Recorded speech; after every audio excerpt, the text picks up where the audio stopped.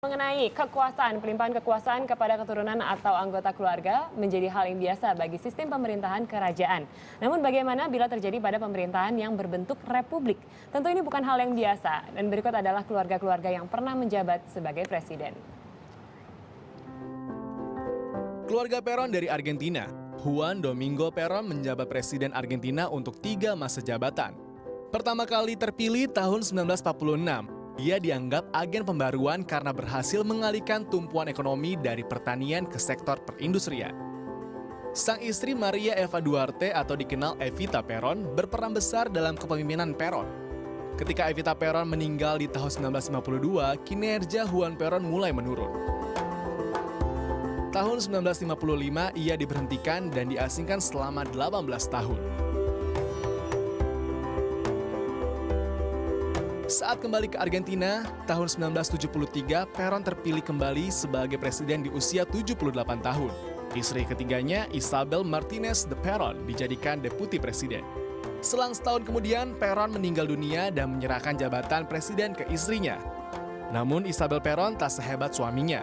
Serangkaian masalah muncul pada masa pemerintahannya, di antaranya inflasi dan kekerasan politik. Tahun 1976, militer mengkudeta Isabel Perón dari jabatan presiden dan mengasingkannya ke Spanyol.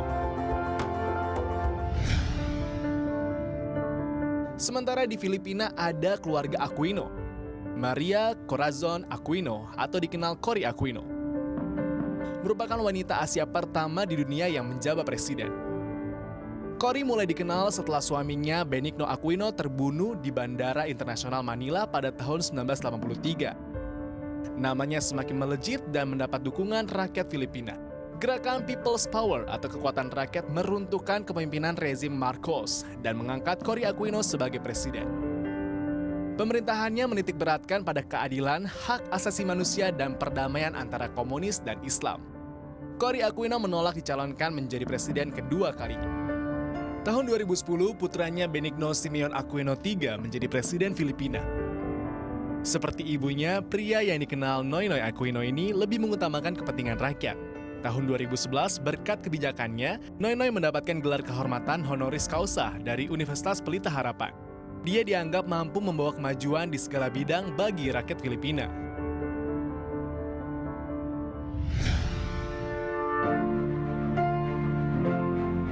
Di Amerika Serikat, George Herbert Walker Bush atau George Walker Bush adalah ayah anak yang dikenal dengan kekuatan militernya.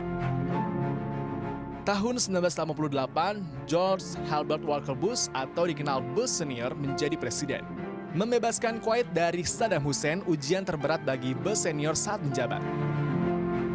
Meski dikenal dengan kekuatan militer dan diplomatik, Bush dianggap tidak dapat memperbaiki keadaan dalam negeri. Perekonomian Amerika yang goyah, kekerasan meningkat, dan tingginya tingkat defisit membuat Bush Senior kalah dalam pemilihan presiden berikutnya. Berbeda dengan ayahnya, George Walker Bush atau Bush Junior justru 2 kali terpilih menjadi presiden. Keputusannya memerangi terorisme dan mengirimkan pasukan militer ke Afghanistan serta invasi militer ke Irak membuatnya dijuluki presiden perang. Terlalu konsentrasi pada masalah terorisme, Bush dianggap tidak mampu menangani masalah dalam negeri. Ia lambat menangani peristiwa badai Katrina yang menewaskan ribuan korban jiwa. Tahun 2009, masa kepresidenan Bush berakhir dan digantikan Barack Obama.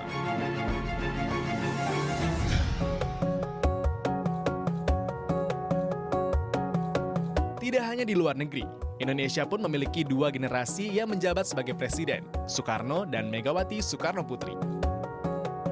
Soekarno, presiden pertama Indonesia. Perjuangannya meraih kemerdekaan Indonesia menjadi sejarah tak terlupakan bagi rakyat Indonesia. Jiwa pemimpinnya yang karismatik mampu membuatnya disegani hingga mancanegara. Megawati Soekarno Putri mengikuti jejak ayahnya.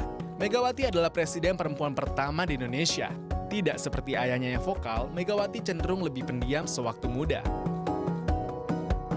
Tahun 2001, Megawati dilantik menjadi presiden menggantikan Abdurrahman Wahid setelah MPR mengadakan sidang istimewa.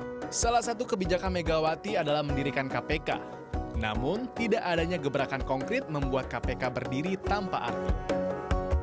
Tahun 2004, ia mencalonkan diri kembali menjadi presiden, namun gagal. Setelah kalah suara dari Susilo Bambang Yudhoyono,